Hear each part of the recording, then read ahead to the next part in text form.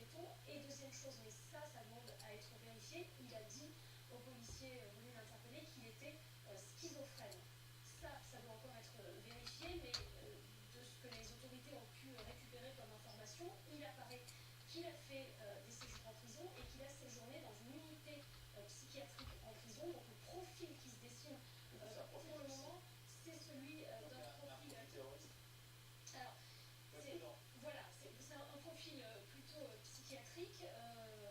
Après, le mode opératoire pose question. Un véhicule, les attaques à la voiture bélier sont particulièrement prisées des terroristes et parfois on est à la frontière entre les cas psychiatriques et le terrorisme parce qu'il peut y avoir des gens qui sont fragiles psychologiquement, qui peuvent être influencés par l'actualité ou par d'autres personnes. On peut vous citer plusieurs exemples. Par exemple, au mois d'août cet été, un jeune homme de 18 ans qui avait attaqué des militaires à la Tour Eiffel en criant à la voix basse. Ce jeune homme Encore redimensionne l'image ou pas, le problème est toujours le même. Ça change rien. Maintenant l'image a été redimensionnée et je vais essayer de la placer comme il faut. Voir si le redimensionnement joue sur son placement. Donc il faut que j'aille sur titre. Positionne l'image au milieu au centre. Je suis censé être au milieu au centre. Je vais me mettre au milieu à droite. Voilà, ça se déplace au milieu à droite, la div. Alors on va faire enregistrer comme ça. On va maintenant mettre, c'est vachement esthétique, on va maintenant mettre ça à l'intérieur de ça. Hop. On va le mettre dans le site. Pourquoi faire simple quand on peut faire compliqué? Voilà, c'est enregistré, mais malgré un redimensionnement d'image fait là, envoyé en direct en suivant par MP, ça change pas grand chose. Hein. Voilà. L'image originale est ici. Voilà. Ses propriétés. Si on peut les voir. 1920 pixels par 1080 pixels. C'est exactement la même que je me suis servi pour faire le logo. Qu'on la recadre ou qu'on ne la recadre pas, ça ne changera rien. La preuve, je vais enlever son recadrage. Voilà. J'enlève son recadrage.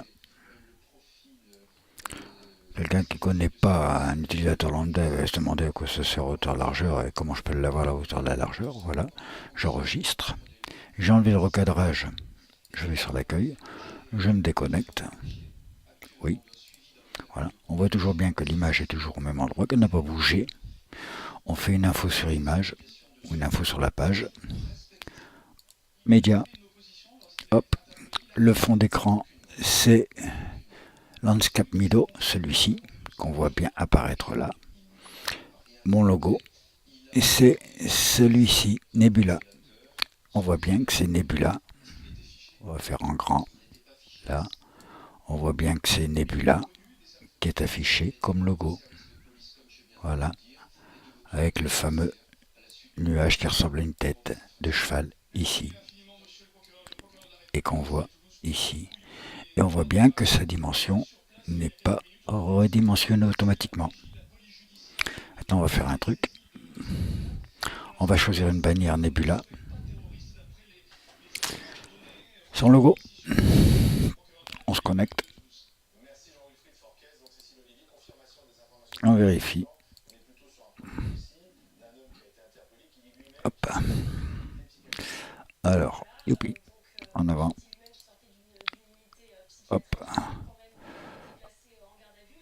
On va supprimer l'image. Là, on est dans la bannière de personnalisation de la bannière. Donc, vu que ça a changé, il faut aller dans le titre, enlever le logo et faire apparaître le titre. On enlève le logo, remplacer OK. Mon titre automatiquement réapparaît, ce qui est normal. Je l'ai là. Ça, c'est normal que ça ne disparaisse pas de suite puisqu'on est toujours en privilégiation, ce que j'ai dit. Je vais choisir maintenant ma bannière.